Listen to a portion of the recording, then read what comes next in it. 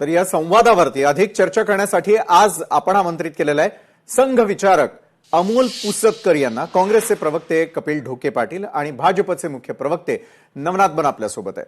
तिन्ही मान्यवरांचं स्वागत करतो यावेळेला आणि थेट आपण चर्चेकडे वळूयात. अमोलजी, सरसंघचालक मोहन भागवत यांचा जेन झी बरोबर संवाद हा खरोखरच तरुणांना मार्गदर्शन करण्यासाठी आहे की मग संघाची प्रतिमा बदलण्यासाठी? या संवादामध्ये नेमकं काय सांगितलं जाणार? संघानं IIMUN सारख्या व्यासपीठाची निवड नेमकी का केली? यामागे नेमकी कोणती रणनीती आहे?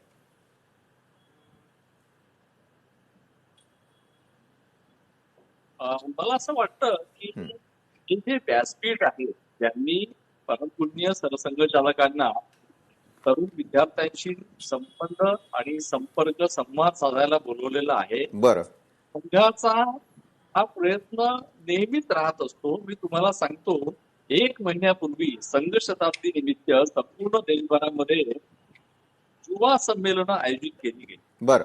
आणि 50,000पेक्षा अधिक ठिकाणी ती युवा संमेलनं झाली. तेव्हा तर कोणतं आंदोलन पण नव्हतं. तरी पण संघाचं जे कार्यक्रम असतात ते साधारणतः 1 वर्षापूर्वीच ठरत असतात. म्हणजे आता कुठलं आंदोलन झालं म्हणून सरसंघचालक चालले असं अजिबातच होत नाही. कारण त्यांचा वर्षभराचा कार्यक्रम हा 1 वर्षाच्या आधीच ठरलेला असतो.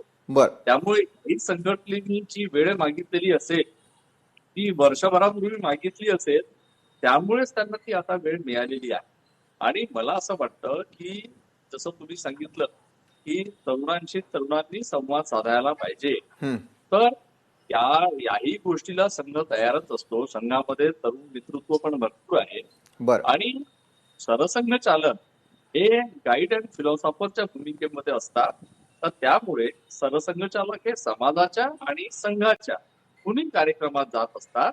विविध विरोधी विचारधारेच्या सुद्धा मंचावर ते जात असतात.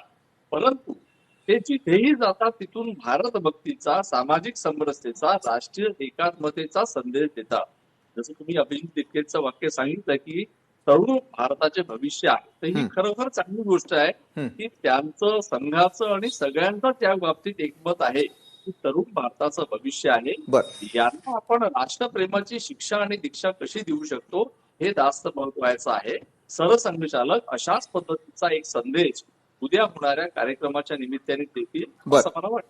बरं, मोहनजी भागवतांना नेमका काय संवाद साधायचा आहे ते तर उद्या स्पष्ट होईलच. हा कार्यक्रम आपण सगळेच पाहणार आहोत. मात्र नवनाथजी आपल्याकडे येतो राजकीय प्रश्न घेऊन. काय होतंय नवनाथजी, तरुण मतदार आगामी निवडणुकांचं केंद्रबिंदू ठरत असल्यानं हा संवाद राजकीय दृष्ट्या किती महत्वाचा ठरू शकतो असं वाटतं? विशालजी, याला राजकीय अंगाने बघणं चुकीचं आहे.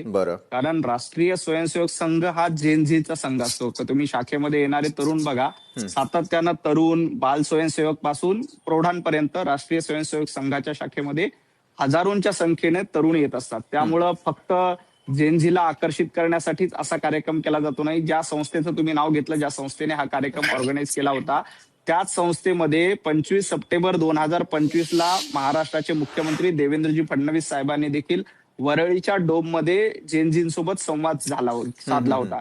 त्यामुळे आता जेनझींचं आंदोलन झाल्यामुळं भारतीय जनता पार्टी, राष्ट्रीय स्वयंसेवक संघ यांना जेनझीची आठवण झाली हे म्हणणं अतिशय चुकीचं आहे. 25 सप्टेंबर 2025 साधारणतः वर्षभरापूर्वी देवेंद्रजींनी याच संस्थेच्या माध्यमातून तरुणांशी संवाद साधला होता. आणि राष्ट्रीय स्वयंसेवक संघात शेकडो बाल स्वयंसेवक, तरुण स्वयंसेवक हजारोंच्या संख्येने आहे. ते सातत्यानं ही प्रक्रिया चालू असते. अखिल भारतीय विद्यार्थी परिषदेचा मी कार्यकर्ता होतो. अखिल भारतीय विद्यार्थी परिषदेचं तत्व होतं, आजचा विद्यार्थी हा उद्याचा नागरिक नाही, तर आजचा विद्यार्थी हा आजचा नागरिक आहे. ही भूमिका सातत्यानं विद्यार्थी परिषदेची असते, संघ परिवाराची असते, भारतीय जनता पार्टीची असते. आणि जोपर्यंत भारतीय जनता पार्टीचा प्रश्न आहे तर पंतप्रधान नरेंद्र मोदीजी फर्स्ट टाइम वोटरच्या जीवावरच निवडून आलेत. महाराष्ट्रात भारतीय जनता पार्टीचं सरकार फर्स्ट टाइम वोटरमुळेच आलेलं आहे. सातत्यानं फर्स्ट टाइम वोटर 2014लाही भाजपसोबत होता, 2019लाही भाजपसोबत होता आणि 2029ला देखील तो भारतीय जनता पार्टी सोबत असेल.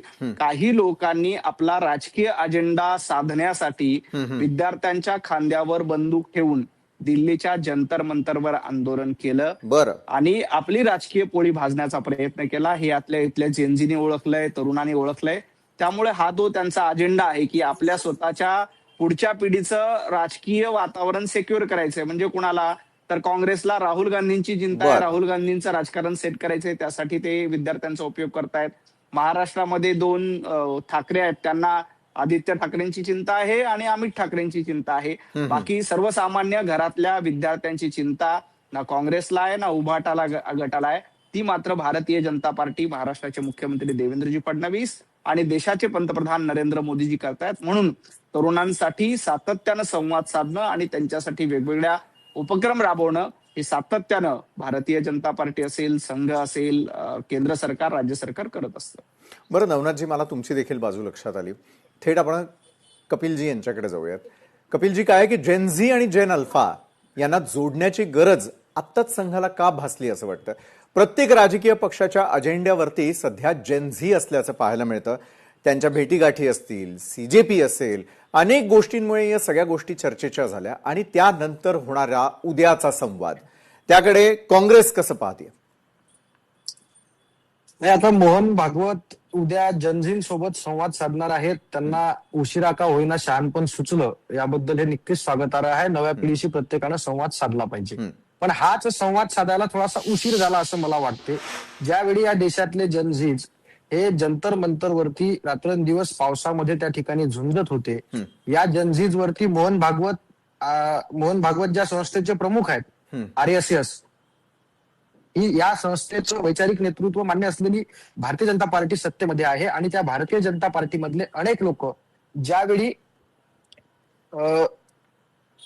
या जनजीज बद्दल अपमानजनक वक्तव्य करत होते, या तरुणांचा जाहीरपणे अपमान करत होते, त्यावेळी मोहन भागवतांनी जर कुठेतरी पुढे येऊन जनजीज बद्दल सहानुभूती दाखवली असती, किंवा जे तरुण विद्यार्थी रस्त्यावर त्या ठिकाणी संघर्ष करत होते, त्यांच्यावरती पॅलेट गन चालवण्याऐवजी, अश्रुधूर चालवण्याऐवजी, की म्हणजे विनयभंगापर्यंत यांचे लोक गेलेत. म्हणजे काही लोक पोलिसांच्या वेशात जाऊन त्या ठिकाणी गुंडगिरी केली, महिलांचे, विद्यार्थिनींचे केस धरून त्यांना फरफटत नेलं, नको त्या ठिकाणी हात लावून त्यांना मारलं. ह्या सगळ्या गोष्टी ज्यावेळी होत होत्या, त्यावेळी मोहन भागवत असतील किंवा भारतीय जनता पार्टीचे अनेक लोक असतील, यांनी जर संवाद साधला असता तर बरं वाटलं असतं. मोहन भागवत ज्या संस्थेचं नेतृत्व करतात किंवा या ठिकाणी उपस्थित पुसतकर ज्या संस्थेमध्ये काम करतात, त्याच संस्थेचा RSSचा एक महत्वाचा भाग असलेला तो लिमये या विद्यार्थ्यांना देशद्रोही म्हणतो. यांचं वैचारिक नेतृत्व मान्य असलेल्या भारतीय जनता पार्टीचे पियुष गोयल या जनजीजना 2-4 कॉकरोचों को लटका देना चाहिए असं संसदेच्या आवारात बोलतात. एक मिनिट. पियुष गोयल यांचा मॉर्फ केलेला व्हिडिओ होता, त्या प्रकरणामध्ये गुन्हा देखील झालाय. चुकीचं कोट करू नका. कुठेही पियुष गोयल यांनी अशा पद्धतीचं विधान केलेलं नाहीये. अतुलजी देखील कुठेही अशा नवनाथजी ऐका ऐका नवनाथजी ऐका नवनाथजी ऐका ना. तुम्ही मॉर्फ केलेल्या AI जनरेटेड केलेल्या व्हिडिओचा हवाला देऊ नका. पियुष गोयल यांनी कॉक्रोचों को कुचलना चाहिए असं विधान केलेलं नाही. नवनाथजी, तुम्ही म्हणताय की पियुष गोयल यांच्या व्हिडिओवरती चर्चा नको, मात्र जे आरोप काँग्रेसवरती झाले त्यावरती बोलतील कपिलजी. मला पूर्ण करू द्या ना. म्हणजे तुमच्या अंगावर असेल तर AI जनरेटेड आहे, ही कुठली पद्धत आहे? तुम्ही सिद्ध झालाय का कुठे? ठीक आहे का ना. नवनाथजी चुकीचं नाही, त्याच्यावर स्वतंत्रपणे चर्चा करू. माझ्यावर पण एखादा गुन्हा दाखल करा, वेगळा कार्यक्रम करूयात त्यावरती, मूळ मुद्द्यावर. कपिलजी करू ना. नवनाथजी, माझं फक्त एक म्हणणं आहे, कपिलजी मुद्द्यावर. आताही मी तुमचं आणि ऐका, आता नवनाथजी तुमचं आणि पुसतकरांचं मी ऐकत होतो, त्यांनी अजूनही असा शब्द वापरला की जनजीजच्या विद्यार्थ्यांच्या खांद्यावर बंदूक ठेवण्याचं काम हे लोक करतात. अहो, तुम्हाला अजून पण मान्य नाही का की विद्यार्थी स्वतःच्या हक्कासाठी रस्त्यावर होते? विद्यार्थ्यांसोबत नीटच्या परीक्षेत 24 लाख लोकांवर अन्याय झाला, TETच्या परीक्षेत 6.5 लाख विद्यार्थ्यांसोबत अन्याय झाला. हे तुम्हाला मान्य नाही का? तुम्ही अजूनही काय म्हणता की आम्हीच खांद्यावरती बंदूक ठेवतोय? अहो, त्या विद्यार्थ्यांना सरकारने त्रास दिलेला आहे. सरकारमध्ये बसलेले लोक त्यांच्यावरती नको त्या पद्धतीचे वक्तव्य करतात. सरकारमधल्या लोकांनी, मग आता अमित शहानी त्या ठिकाणी लाठीचार्जचे आदेश दिले, पॅलेट गन चालवण्याचे आदेश दिले, मग अमित शहा मोहन भागवतांचं ऐकत नाहीत का? मोहन भागवतांना त्यावेळी समजलं नाही का की आपली संस्था ज्या पक्षाचं नेतृत्व करते त्या पक्षाच्या सरकारनं या देशातल्या जनजीजवरती अत्याचार केलेले आहेत, कपिलजी, चालवलेला आहे. तुमच्या प्रश्नाचं उत्तर घेऊयात. नवनाथजी, अगदी थोडक्यात अमोलजींकडे जायचंय मला. कपिलजींना एकच सांगायचं आहे की जेव्हा हे विद्यार्थी जंतर मंतरवर आंदोलन करत होते तेव्हा राहुल गांधी कुठे होते? शेवटच्या दिवशी पंतप्रधान नरेंद्र मोदीजींच्या घराबाहेर आंदोलन केलं. तोपर्यंत हे परदेशामध्ये जाऊन कुणासोबत पर्यटन करत होते आपण सोशल मीडियावर बघितलं. आणि राहिला तो प्रश्न त्यांचा जेनझीची, वैयक्तिक प्रश्न आहे. एवढीच नाही, काहीच हरकत नाही, त्यांचा वैयक्तिक प्रश्न आहे. त्यांनी तुमच्या- कुणासोबत फॉरेनला जावं, काही अडचण नाही कोण- आम्हाला कपिलजी. कोण- त्यात त्यांचा कोण वैयक्तिक कुणासोबत प्रश्न जात आहे. होतं? कुणासोबतही फिरावं, आमची काही हरकत नाही. त्यांनी फिरावं, कुणासोबत फिरावं, ते सोशल मीडियात फोटो बघितलेत असो. परंतु आता झारखंडमध्ये विद्यार्थ्यांचं आंदोलन सुरू आहे, पंजाबमध्ये विद्यार्थ्यांचं आंदोलन सुरू आहे. राहुल गांधी आणि हे अभिजित दिपके पंजाबमध्ये जाऊन त्या विद्यार्थ्यांची साथ देणार आहेत का? झारखंडमध्ये लाखोंच्या संख्येनं विद्यार्थी आंदोलन करतात, जेनझी आहेत ना कपिलजी. झारखंडमध्ये जेनझी आंदोलन करतायत. तिथं सोरेन यांच्या सरकारच्या विरोधामध्ये तिथं लाठीचार्ज केला जातोय, तिथं गोळीबार केला जातोय, तिथं आधार कार्ड तपासले जात आहेत. आता झारखंडमध्ये आणि पंजाबमध्ये जे आंदोलन सुरू आहे तिथं राहुल गांधी जाऊन नौटंकी करणार आहेत का? राहुल नवनाथराव ज्यावेळी तुमच्या देशाचे तडीपार गृहमंत्री हे आपल्या बंगल्याच्या बाहेर, आपल्या बंगल्यापासून हाकेच्या अंतरावर, ऐका ना, तुम्ही झारखंडचा दाखला कशाला देता? तुमचा जो मोठा भाई आहे झारखंडमध्ये तुमच्या अमित शहाच्या बंगल्याच्या बाहेर ज्यावेळी विद्यार्थ्यांचं डोकं फोडलं गेलं त्यावेळी नरेंद्र मोदींना जाग का आला नाही? त्यावेळी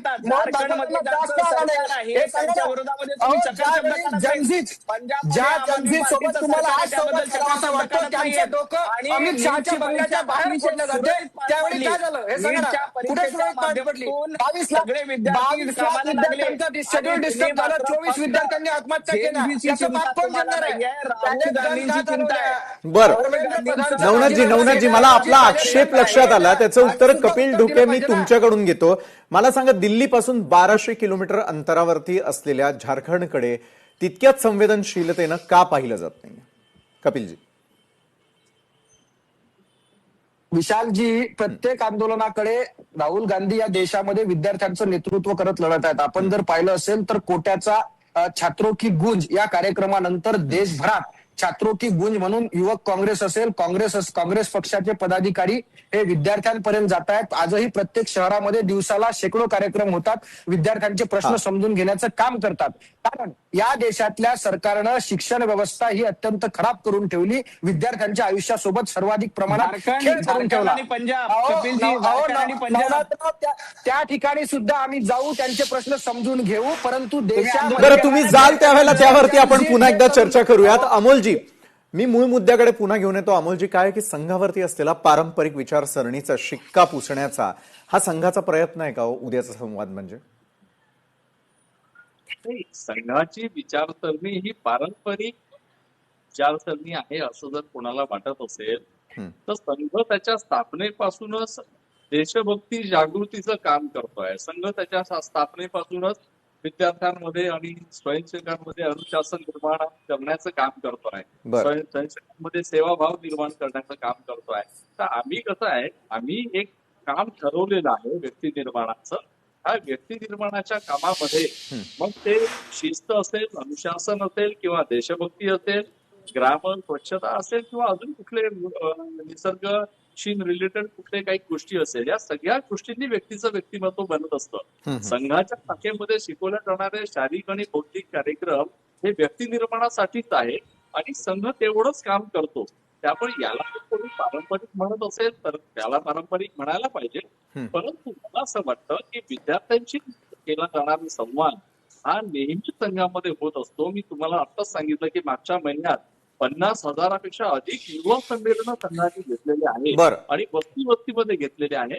त्याच्यामुळे मला असं वाटतं की संघ हा नेहमीच नवीन प्रक्रियेला अडॉप्ट करत असतो, नवीन त्याच्यामध्ये बदल पण होत असतात आणि समाजाला जे जे आवश्यक असतं संघ त्यासाठी सदैव तयार असतो. संघाच्या विरोधकांना संघ सुद्धा पॉझिटिव्हली स्वीकार करतो आणि कोणी जर चांगले सजेशन दिले, सूचना दिल्या तर त्याचाही संघ स्वीकार करतो. त्यामुळे आम्ही विरोधक असेल किंवा आमचे समर्थक असेल या सगळ्यांना सोबत घेऊन संवादातूनच संस्कार आणि संस्कारातून संघटन अशा पद्धतीचा संघाचा प्रयत्न असतो असं मला वाटतं. बरं अमोलजी, तुम्ही म्हणताय की सत्ताधारी असतील, विरोधक असतील किंवा सगळे जणांना आम्ही सोबत घेऊन चालतो आणि त्यानुसार संवाद साधला जातो. नवनाथजी, अभिजित दिपकेंनी जे एक वक्तव्य केलं की देर आहे दुरुस्त आहे, ही टीका योग्य आहे का की ती केवळ राजकीय प्रतिक्रिया द्यायची म्हणून अभिजित दिपकेंची प्रतिक्रिया, याकडे तुम्ही पाहता? नाही, खरं तर अभिजित दिपकेंनी झारखंडमध्ये चाललेल्या आंदोलनावर बोलायला पाहिजे होतं, परंतु ते मुख गिळून गप्प आहेत, कारण तिथे इंडिया आघाडीचं सरकार आहे. पद का अंतिम लक्ष्य नहीं है, सिंहासन पर चढते जाना या तत्वातून संघ परिवार भारतीय जनता पार्टी काम करत असते. सगळ्यांना सोबत घेऊन, म्हणजे तरुण असतील, आदिवासी बांधव असतील, वनवासी बांधव असतील, सर्वांना हिंदू सारा एक या भावनेतनं मोहनजी भागवत संघाचं काम सातत्यानं सुरू असतं. भारतीय जनता पार्टीचा देखील तोच विचार आहे. परंतु आता अभिजित दिपके मोहनजी भागवत यांच्यावर टीका करतायत, पण अभिजित दिपकेंना पंजाब मधल्या आंदोलनावर बोलायचा चकार शब्दाचा वेळ नाहीये. ज्या झारखंडमध्ये लाखोंच्या संख्येनं विद्यार्थी मोर्चा काढतायत, त्या मोर्चामध्ये सहभागी होत नाहीत, परंतु इथं संभाजीनगरमध्ये त्यांच्या कोर कमिटीची मिटिंग घेत आहेत. अभिजित दिपके स्वतः आजारी असतील तर त्यांचे प्रवक्ते किंवा त्यांचे कोर कमिटीचे इतर कुणीही त्या झारखंड मधल्या विद्यार्थ्यांना सहभागी करण्यासाठी, त्यांचं सांत्वन करण्यासाठी, त्यांना आधार देण्यासाठी, त्यांना न्याय देण्यासाठी लढा देत नाहीत. आणि जे राहुल गांधी 99 वेळा अपयशी झालेत आणि या जेनझींच्या आंदोलनातून त्यांना पुन्हा एकदा रिलॉन्चिंग करण्याचा प्रयत्न काँग्रेस करते, ते राहुल गांधी आणि त्यांचे सगळे लोक झारखंड बद्दल आणि पंजाब बद्दल चकार शब्द बोलायला तयार नाहीत. यावरनं हे जेनझींचं आंदोलन होतं. बरं नवनाथ, जे तांत्रिक कारणामुळे तुमच्याशी संपर्क तुटलेला आहे, पुन्हा एकदा आपल्याकडे येईलच. कपिलजी, मला तुम्हाला थेट प्रश्न आहे. जसं एक महत्वाची प्रतिक्रिया मी यावेळेला नवनाथजी यांच्याकडून घेत होतो, तशीच आणखी एका वक्तव्यासंदर्भातली प्रतिक्रिया मला तुमच्याकडून हवी आहे, जे अभिजित दिपकेंनी केलेलं होतं. तरुणांशी संवाद साधण्यासाठी तरुण नेतृत्वच अधिक प्रभावी ठरू शकतं का? काय वाटतं? बरोबर आहे. म्हणजे तरुणांशी हे आंदोलन जे आहे ते तरुणांचं आंदोलन आहे. भारतीय जनता पार्टीनं 2014 पासून सत्तेत असताना पासून तरुणांना सातत्यानं गृहीत धरण्याचं काम केलेलं आहे. म्हणजे या देशातल्या तरुणांना रोजगार देणार होते, रोजगार देण्याचा पत्ता नाही. त्यासोबतच या देशातल्या तरुणांची मोठी थट्टा म्हणजे पकोडे तळण्याचा सल्ला सुद्धा या देशातल्या सरकारनं तरुणांना दिला होता. अशा अनेक प्रकारच्या थट्टा केल्या. यांच्या कार्यकाळामध्ये तरुणांचे पेपर फुटले, नीटचा पेपर फुटला, टीईटीचा पेपर फुटला, पोलीस भरतीचा पेपर फुटला, एमपीएससीचा पेपर फुटला. हे सगळे पेपर सुद्धा यांच्याच काळात फुटत होते.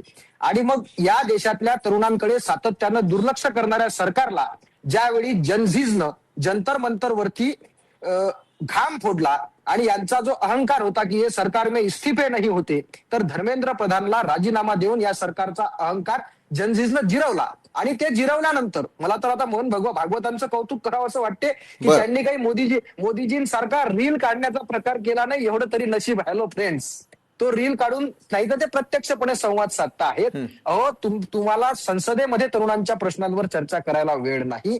विरोधी पक्ष अजूनही मागणी करतोय की जंतर मंतरवर ज्या विद्यार्थ्यांचे, ज्या तरुणांची तुम्ही डोके फोडलीत, ज्यांच्यावरती पॅलेट गन चालवला, अश्रुधूर चालवले, ज्यांना केस ओढून फरफटत नेलं, नको त्या ठिकाणी हात लावला, त्या विद्यार्थ्यांच्या सुरक्षिततेवरती चर्चा करा. अमित शहानी चर्चा केलं पाहिजे, सभागृहात निवेदन केलं पाहिजे, उत्तर दिलं पाहिजे, परंतु ते चर्चा सुद्धा ते करायला तयार नाहीत. अमित शहाच्या बंगल्याच्या बाहेर विद्यार्थ्यांचा छळ केला जातो, जनझीज सोबत अमानुषपणे वागल्या जाते, यांचे नेते जनझीजचा अपमान करतात. आणि आता मात्र यांचे 70 पार झालेले नेते हे जनझीज सोबत संवाद साधून त्यांना भावनिक आवाहन करतात. आणि पुढच्या काळामध्ये त्यांना माहिती आहे की या देशातले तरुण आता आपण नेतृत्व करत असलेल्या भारतीय जनता पार्टीचं सरकार या देशात ठेवणार नाहीत. हे सरकार पालथवून लावण्याची, उलटून लावण्याची तयारी या देशातल्या विद्यार्थ्यांनी, तरुणांनी केलेली आहे. म्हणून आता मोहन भागवतांना उशिरा शहाणपण सुचते. ते जनजीत सोबत संवाद साधतात. नरेंद्र मोदींना आता रील काढावासा वाटत आहे. परंतु अमित शहानी या देशामध्ये जनजीज वरती ज्या पद्धतीने अत्याचार केले, ते जनजीज आता यांच्या विचारांचं सरकार पालटवल्याशिवाय शांत बसणार नाहीत. यांनी आता कितीही म्हातारे लोक पाठवले. कपिलजी, वयाचा उल्लेख तुम्ही केलेलाच आहे, त्यामुळे मी अमोलजींकडे थोडंसं जातो. अमोलजी, 70-80 वर्षाच्या नेत्यांनी नव्या पिढीला मार्गदर्शन करावं की त्यांना ऐकून घेण्यावरती सर्वाधिक भर द्यावा? काय काळाची गरज आहे? दोन्ही काळाची गरज आहे. तरुणांच्या सूचना, तरुणांचे प्रश्न, तरुणांना प्रगतीशील आणि भविष्यातला भारत हा कसा हवा आहे या पद्धतीचे त्यांचे विचार पण ऐकले पाहिजे. परंतु असा प्रगतीशील भारत बनविण्यासाठी तरुणांची स्वतःची भूमिका काय असली पाहिजे, त्यांचं कॉन्ट्रिब्युशन काय असलं पाहिजे आणि व्यक्तिगत जीवनात त्यांनी कशा पद्धतीचं आचरण करायला पाहिजे. आणि देशाच्या संविधानाला अनुसरूनच सर्व प्रकारचे आंदोलन सर्व प्रकारच्या गतिविधी झाल्या पाहिजे, बरं. याचा प्रकाश असला पाहिजे. मला असं वाटतं विद्यार्थ्यांचं पण ऐकलं पाहिजे आणि त्यांचं कॉन्ट्रीब्युशन काय, त्यांचा सहभाग काय, त्यांचा राष्ट्र निर्मितीत योगदान काय हे सांगण्यासाठी कोणीतरी ज्यांनी आपलं संपूर्ण जीवन या कार्यासाठी दिलेलं आहे अशा अनुभवी व्यक्तींनी सांगायला पाहिजे. अशा दोन्ही गोष्टी मला योग्य वाटतात. बरं, पण मग नवनाथजी यावरच तुमच्याकडनं टिप्पणी हवी आहे. सोशल मीडियावरती सक्रिय असलेल्या जेन झीज पर्यंत पोहोचण्यासाठी संघाची जी आत्ताची रणनीती आहे, जो संवाद साधण्याचा प्रयत्न आहे, तो कितपत यशस्वी ठरेल असं तुम्हाला वाटतं? जेन झी त्याला कसा प्रतिसाद देतील? सातत्यानं जेनझी हा भारतीय जनता पार्टी संघासोबतच आहे, कारण शाखेमध्ये शेकडो हजारो तरुण जेनझीच्या वयामध्येच येतात. त्यामुळं हा काय नव्याने प्रयोग होतोय असं नाहीये. बरं. आणि ज्यांचं वय 56 वर्ष आहे ते स्वतःला जेनझी समजायला लागले आणि दुसऱ्यांच्या वयाबद्दल शंका उपस्थित करायला लागले, हे मात्र सगळ्यात मोठं आश्चर्य आहे. बरं. जे स्वतःला तरुण नेते समजतात ते 56 वर्षाचे आहेत. आता ते काय बोलावं खरंच कळत नाहीये. त्यांनी खरं झारखंडमध्ये जावं, पंजाबमध्ये जावं, तिथं जाऊन बघावं की तिथली काय अवस्था आहे. झारखंड पंजाबचा विचार केल्यापेक्षा नवनाथराव माझं म्हणणं आहे, अमित शहाच्या बंगल्याच्या बाहेर जनजीतचं डोकं फोडलं, त्यांच्यावर पॅलेट गन चालवले. अमित शहाच्या बंगल्याच्या बाहेर राहुल गांधी संसदेमध्ये जातात. नाही पळून जा. तुमच्या अमित भाईंना बोलायची हिंमत नाही. तुमच्या अमित भाईंच्या बंगल्याच्या बाहेर विद्यार्थ्यांवरती पॅलेट गन चालवल्या, अश्रुधूर चालवला, त्यांच्या डोके फरफडत नेलं, ओढून नेलं, जनजीतचा अपमान करायचा. तुमच्या RSS भाजपच्या विचारधारेच्या अतुल लिमयेने त्या जनजींना देशद्रोही म्हटलं आणि आज मात्र तुम्हाला जनजीत सोबत संवाद साधा वाटत असेल तर नवनाथराव काय चाललंय याचा सुद्धा विचार दिला पाहिजे. नवनाथराव हे जनजी आता मोहन भागवत, नरेंद्र मोदी, अमित भाई कोणी जरी आले तरी जनजी तुमच्या विचाराचं सरकार उलथवून टाकल्याशिवाय शांत राहणार नाही, हे लक्षात घ्या. मग तुमच्याकडे नाही का नेता? आमच्या राहुल गांधी एवढा कॅपेबल पॉवरफुल नेता तुमच्याकडे आहे का? आमच्या राहुल गांधींनी तुमच्या नरेंद्र मोदींना घाम फोडला, तुमच्या अमित शहाना घाम फोडला. आमचा राहुल गांधी विद्यार्थ्यांचे प्रश्न मांडतो, तरुणांचा प्रश्न मांडतो, नव्या पिढीसोबत संवाद मांडतो. तुमच्याकडे जर नेता असता तर 80 वर्षाच्या मोहन भागवतांना आणायची गरज पडली नसती, हे सुद्धा लक्षात घेतलं पाहिजे. हे नका सांगू. आमच्याकडे सुद्धा मनमोहन सिंग सर्वसामान्यच होते. मनमोहन सिंग कुठे गांधी घराण्यातले होते? मनमोहन सिंग कुठे गांधी घराण्यातले होते? याचं सुद्धा उत्तर दिलं पाहिजे. तुम्ही त्याचं उत्तर देऊ नका. अमित शहाच्या बंगल्याच्या बाहेर तुम्ही काय अधिकार दिले होते? अमित शहाच्या बंगल्याच्या बाहेर विद्यार्थ्यांचं डोकं फोडलं, त्याच्यावरती बोला. अमित शहाच्या बंगल्याच्या बाहेर विद्यार्थ्यांना पटत नाही, अमित शहाच्या बंगल्याच्या बाहेर अमित शहाच्या बंगल्याच्या बाहेर चालवल्या गेल्या, विद्यार्थ्यांचा अपमान केला गेला, त्याच्यावर बोला. समोरच्या याला वेळ दिला जातो तेव्हा त्यांना बोलू दे. त्यांच्याकडे मुद्दे नाहीत म्हणून मध्ये मध्ये घुसखोरी करतायत. नक्कीच आपला मुद्दा पूर्ण करा. तुम्ही कुठे राहुल गांधीवरती येता? तुम्ही कुठे राहुल गांधीवर येता? मुद्दे तुमच्याकडे नाही. काँग्रेस पक्षामध्ये तुमच्या आयात नेते नाही आहेत, लक्षात घ्या. राहुल गांधींनीच काँग्रेस नेत्यांमध्ये आणि स्वतःची राजकीय पोळी भाजण्याचा प्रयत्न केला. आज काँग्रेस आणि पंजाबमध्ये जाऊन काँग्रेसनं आंदोलन करून दाखवावं. एक लक्षात घ्या. नवनाथराव बरं, आव्हान प्रति आव्हान दिले जाताना दिसत आहेत. वेळेची मर्यादा आहे आपल्याकडे. नवनाथजी आत्ता जो प्रश्न आहे तो तिन्ही मान्यवरांसाठी कॉमन प्रश्न आहे. जाता जाता नवनाथजी तुमच्यापासून उत्तराची सुरुवात करायची आहे मला. तरुणांना विचारधारा महत्वाची वाटते, विकास महत्वाचा वाटतो की संधी महत्वाची वाटते? तिघांसाठी कॉमन प्रश्न आहे. नवनाथजी आपल्यापासून उत्तर. विचारधारा, विकास आणि संधी या तिन्ही गोष्टी तरुणाईसाठी महत्वाच्या आहेत. आणि विचारधारा, विकास आणि संधी या तिन्ही गोष्टी भारतीय जनता पार्टी, पंतप्रधान नरेंद्र मोदीजी देऊ शकतात. काँग्रेसकडे ना विचारधारा आहे, ना संधी आहे, ना विचार आहे. हे महाराष्ट्राने आणि देशाने ओळखलेलं आहे. कपिलजी, तरुणांना विचारधारा महत्वाची वाटतेय, विकास की संधी? तरुणांना विचारधारा, विकास, संधी हे सगळं महत्वाचं वाटते. म्हणूनच त्यांनी 2014 पासून त्यांना गृहीत धरून तरुणांसोबत क्रूरपणे वागणाऱ्या, तरुणांचं नुकसान करणाऱ्या या सरकारच्या विरोधात आता उद्रेक निर्माण केलेला आहे. जंतर मंतरवरचं आंदोलन आणि जनजीतचं या देशातली जे काही धुमाकूळ आहे तो फक्त आणि फक्त त्यांच्या विचारधारेच्या विरोधात. त्यांना कुठल्याही संधी मिळत नाहीत म्हणून त्यावरती एक घाव घालण्यासाठी आता तरुणांनी हे केलेलं आहे. भारतीय जनता पार्टीनं कितीही प्रयत्न केला तरी या देशातील तरुण 2029 मध्ये हे भ्रष्ट विचारांचं तरुणांच्या विरोधातलं सरकार उलटवून टाकतील, हा मला विश्वास आहे. अमोलजी, हाच प्रश्न तुमच्यासाठी देखील आहे, कारण संघानं आजपर्यंत एक विचारधारा देण्याचा प्रयत्न केला. त्यावरती वाद, अपवाद, त्याचबरोबर संवाद, विसंवाद, सगळ्या गोष्टी संघानं आजपर्यंत पाहिल्या. मात्र आता पुढचा प्रश्न हाच आहे की उद्याच्या संवादानंतर तरुणांना एक वेगळी विचारधारा मिळेल का? त्यांना विकास आणि संधी या तिन्ही गोष्टी एकाच वेळी मिळतील का? या संवादातून काय वाटतं अमोलजी? अगदी बरोबर. मला एक सांगायचं आहे की विचारधारा जर तुमची पक्की असेल तर विकास कोणत्या दिशेने करायचा, म्हणजे निसर्गाचं, सृष्टीचं आपल्याला शोषण करायचं की दोहन, हे तुम्हाला तेव्हा समजू शकतं जेव्हा तुमची विचारधारा निसर्गाला आणि मानवतेला अनुकूल असेल. त्यामुळे पहिले विचारधारा पक्की झाली पाहिजे आणि ती विचारधारा तुम्हाला शाश्वत विकासाकडे घेऊन जाईल. आणि शाश्वत विकासासाठी जेव्हा तुम्ही प्रयत्न करा तर तुम्ही केवळ देशासाठी नाही, तुम्ही पूर्ण मानवतेसाठीच प्रयत्न करा आणि त्यातून जगाच्या सेवेच्या आणि भारताच्या सेवेच्या अनेक संधी निर्माण होतील. तरुणांना सेवेचा आदर्श, राष्ट्रभक्तीचा आदर्श आणि भारत भक्तीचा आदर्श देण्याची आवश्यकता आहे. येणाऱ्या काळामध्ये देश कसा एकसंघ राहील यासाठी प्रयास करणारे तरुण आणि तरुणांचं नेतृत्व असायला पाहिजे असं संघाला वाटतं. उद्याच्या संवादातून निश्चितपणे तरुणांना एक दिशा मिळेल असा मला विश्वास आहे. बरं, उद्याच्या संवादाकडे माध्यमकर्मी म्हणून आमचं देखील लक्ष असेलच. धन्यवाद अमोलजी, धन्यवाद कपिलजी आणि धन्यवाद नवनाथजी, तुम्ही या चर्चासत्रामध्ये आमच्या सोबत जोडला गेलात त्यासाठी. लोकशाही मराठी ऐका, पहा, जागरूक रहा.